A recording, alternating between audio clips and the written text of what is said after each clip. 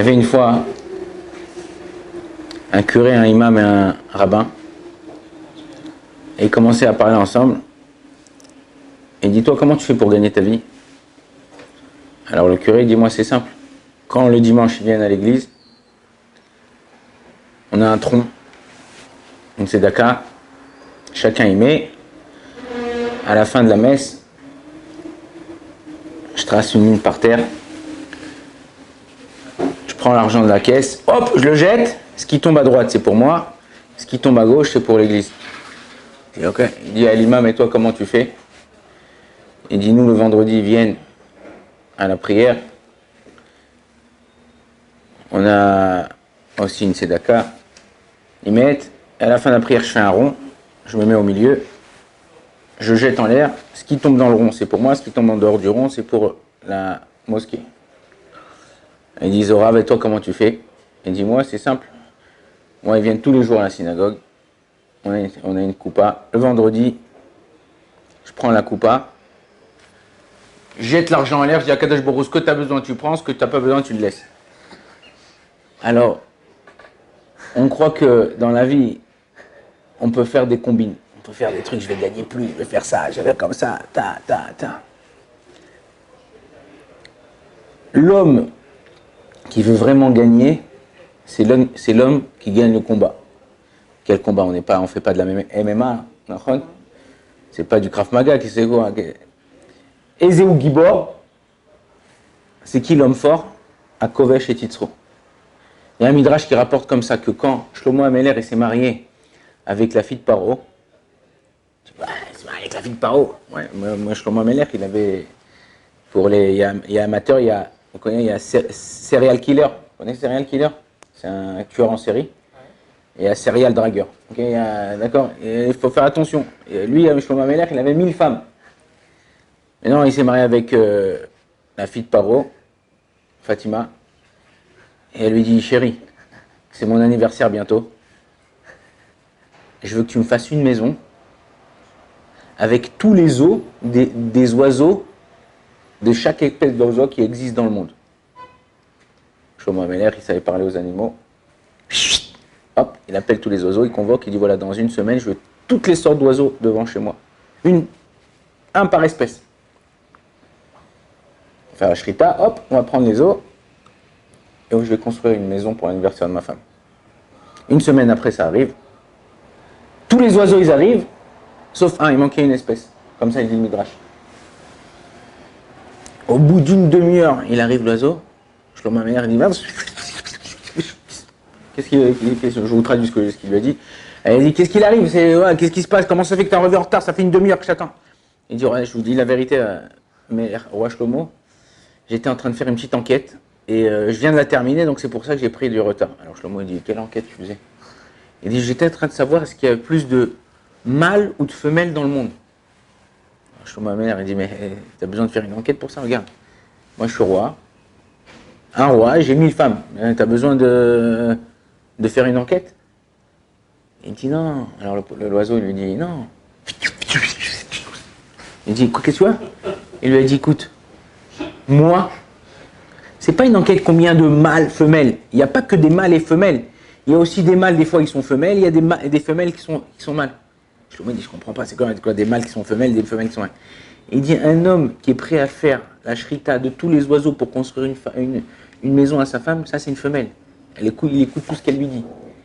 Et il dit, un homme, c'est un homme. Quelqu'un qui doit savoir comment il doit se comporter dans la vie. Ici, c'est une folie. Les gens, ils ont des folies. Si tu leur fais pas la folie, ils commencent à pleurer. Vous connaissez les enfants, quand tu rentres dans le supermarché, tu rentres dans le rayon des bonbons. Papa, je veux le bonbon! Non, je veux le bonbon! Il se met par terre, il crie, il s'énerve.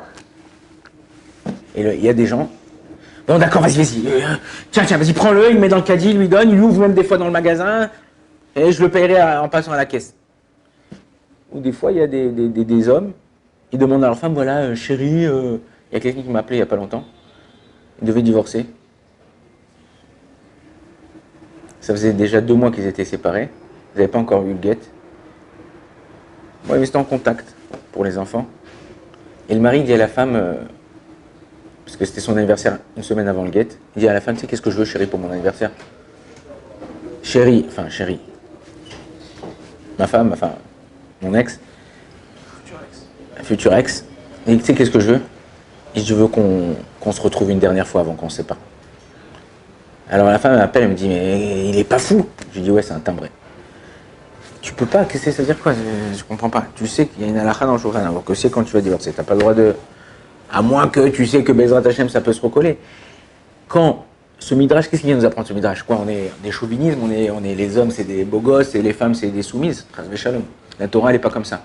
La Torah, on avait dans la Torah des néviotes, de Déborah Névia, Abigail. On avait des femmes qui étaient très fortes, qui avaient du punch, qui étaient des balaboustites, qui étaient des meneuses. Alors c'est quoi? C'est un homme qui se comporte comme une femme. D'ailleurs, la Gemara, elle dit comme ça, qu'au niveau matériel, tu dois écouter ta femme, au niveau spirituel, tu dois écouter Akadosh Baruch Hu, tu dois écouter la Torah. Mais il faut savoir quelque chose. Tu dois savoir surmener ton Yetzer Hara. Tu dois savoir quand il vient de demander quelque chose, le Yetzer Hara, il peut s'habiller en rabbin. Il peut s'habiller avec des péotes, une barbe, un chapeau. Combien on voit des charlatans, des rabbins qui qui demandent, qui font des trucs ça. Je ne mets pas tout dans le même sac, dans tous les domaines, chez les juifs, les arabes, les chrétiens, chez tout. Il y a des bons et des mauvais partout. Mais quelqu'un qui se comporte d'après la Torah, quelqu'un qui se comporte d'après les mitzvot, il sait qu'il doit être bien avec l'autre. Il sait qu'il ne doit pas jalouser l'autre. Il sait qu'il doit faire attention comment il est avec les autres. La semaine dernière, une femme m'appelle, pleurait comme une madeleine. Pourquoi? J'avais l'impression d'être le surveillant général de l'école. Mon fils, il a emmené des Pokémon, et puis l'autre, ils ont dit que c'est mon fils qui a volé, ils ont volé un album, et sur le groupe WhatsApp de la classe, il dit que c'est mon fils, et voilà, et une femme, et il parle sur moi. Mais c'est à cause de ça que le Beth Midrash il a été détruit. D'accuser les gens à tort et à travers, de chercher le problème où il n'y en a pas, de parler sur les gens quand il ne faut pas parler sur les gens. Tous ces gens-là qui ont parlé sur cette femme, ou qui ont parlé sur cet enfant, alors qu'il n'y avait pas lieu de parler, qui ne savaient pas, qu'ils n'avaient aucune preuve, toutes leurs mitzvot, elles sont parties chez cette femme et chez cet enfant. Il faut savoir que quand tu fais quelque chose, tout est mesuré. Okay? Tu ne peux pas verser, tu prends une montre, okay? Tu as une montre, et écrit water resistant 100 mètres. Bah, quand tu pousses le bouchon un peu trop, c'est-à-dire que tu la mets à 150 mètres, bah, ta montre elle va exploser, ta montre elle va se casser. Mais même quand il y a écrit 100 mètres, c'est pas 100 mètres. Tu as déjà testé? Non. Alors, même quand tu arrives à 70 mètres, déjà la montre avec la pression qu'il y a dans l'eau, elle peut commencer à... Alors, elle est water résistant. Mais combien peut être water résistant? Combien peut supporter l'eau? La même chose. On est entre nous, on vit entre nous. Combien on peut supporter les choses? Combien on peut supporter ce qui se passe entre nous? À nous de nous réveiller. À partir de maintenant, grâce à moi, je vais créer un monde nouveau. Grâce à moi, je vais créer quelque chose une ambiance. Que quand les gens ils seront avec moi, ça sera un plaisir d'être avec moi. Et essayer de copier cet endroit-là partout où tu seras. Et tu verras que doucement, doucement, tu vas changer le monde. Moi, je connais quelqu'un, à chaque fois qu'il vient dans un endroit, que ce soit la synagogue, que ce soit au collège, que ce soit au boulot, tous les gens, ils commencent à sourire quand ils le voient. Tous les gens. Pourquoi? Parce qu'il a donné une ambiance que quand il est là, il fait sourire les gens, il rigole, une petite blague, une tape sur les épaules, un petit machin, un petit truc. Il ne faut pas avoir peur, le Zohar Kadosh, il dit, de la même façon qu'on sera puni de raconter des bêtises sur les gens, de raconter du lachon hara, de trucs, on sera aussi puni si on a la possibilité de ne pas encourager les gens, si on a la possibilité de ne pas le faire. Ce matin, ça fait peut-être 6 mois que je prie à un certain minyan ici, à Mishkan Shraga, ici à Jérusalem. Il y a un russe, c'est un russe, mais comme une horloge suisse. Tous les matins, il fait Kaddish pour son père, c'était pas quelqu'un, d'après son apparence, c'était pas quelqu'un de très, très religieux.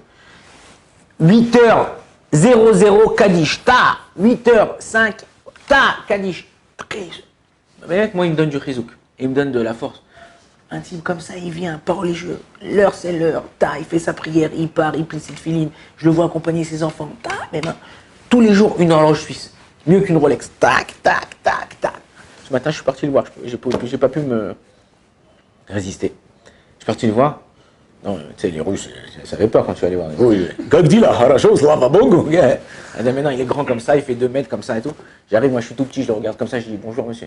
Ouais, bonjour. Je l'ai tapé sur la poche, je lui dis vraiment kol hakavod. Mais dis-moi, kol hakavod à vous, vous priez, vous étudiez la Torah, ça. À la fin, il m'a dit merci, mais moi, Rizak Taoti, tu m'as renforcé. Le fait de dire un bon mot à quelqu'un, de dire ça va, comment ça va? Oh, t'as l'air beau gosse aujourd'hui, t'as l'air souriant, t'as l'air éclairant, t'es belle ma femme, oh mon fils, Kolakavot, tu fais une bonne journée. Tu vois, tu sais pas comment tu peux changer la journée à la personne. Et c'est ça qu'Akadosh Baruch Hu attend de nous. Baruch Adonai l'olam, amen, amen.